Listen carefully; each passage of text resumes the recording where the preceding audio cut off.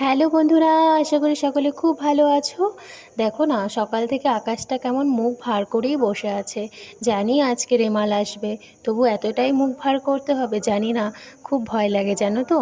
আমফানের অভিজ্ঞতা থেকে না মনের মধ্যে একটা ভয় তৈরি হয়ে গেছে। যাই হোক, সারাদিন তো এমনটা বৃষ্টি রয়েছেই, দমকা হাওয়া, সাথে গাছপালার টুকিটাকি পাতা, ডাল ইত্যাদি ইত্যাদি ভেঙে পড়ছে।